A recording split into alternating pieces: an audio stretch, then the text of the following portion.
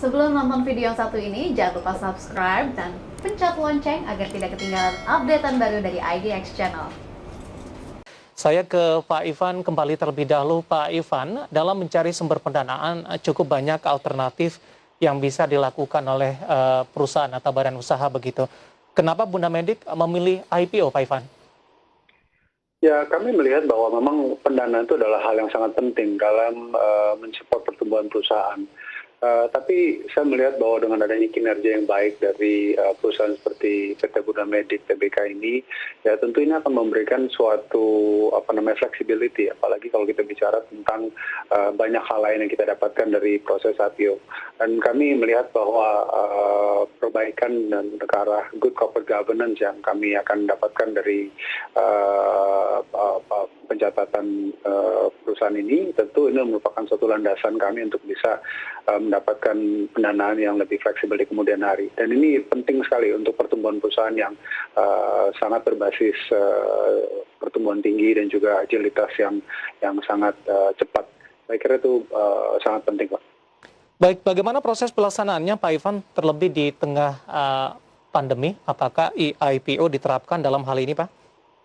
Iya, Pak. Kita merupakan salah satu perusahaan yang awal-awal ya diterapkan IPO, dan menurut kami ini adalah suatu terobosan yang baik, apalagi kalau kita melihat bahwa ini akan memudahkan secara sistem. Dan kita terus terang kalau bicara tentang digitalisasi proses itu juga berlangsung di healthcare, dan kebetulan kami juga mempunyai intensi yang besar untuk melakukan digital transformasi di dalam internal proses kita. Jadi kami sangat mensupport, Pak. Baik, Pak Nur Hadi, saya juga baca dari prospektus dari Bunda Medik, Pak, di mana Bunda Medik juga melakukan alokasi saham kepada karyawannya, Pak Nur Hadi. Apa alasan dari Bunda Medik, Pak Nur Hadi, melakukan kegiatan ini, Pak? Ya, jadi peningkatan kinerja yang sangat baik di grup BMAS kita tidak terlepas dari kinerja yang sudah diberikan oleh tenaga medis maupun tenaga non-medis kita. Sehingga dari perusahaan memutuskan untuk bisa memberikan alokasi tersebut kepada karyawan kita untuk kedepannya lebih meningkatkan lagi kinerjanya dan meningkatkan loyalitas kepada perusahaan. Baik, antusias dari investor seperti apa, Pak Nur Hadi?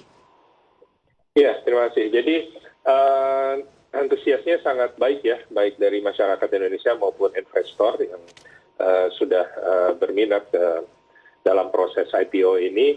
Kami bisa sampaikan bahwa kami mengalami oversubscribe sebesar 41 kali.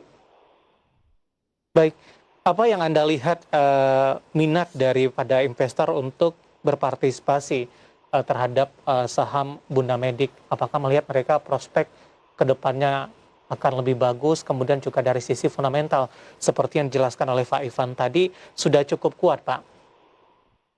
Ya, saya rasa dengan 48 tahun BMAS ya, PT Bunda Medik sendiri, itu sudah menanamkan fundamental yang kuat terhadap kinerja maupun pelayanan kesehatan yang ada di dalamnya.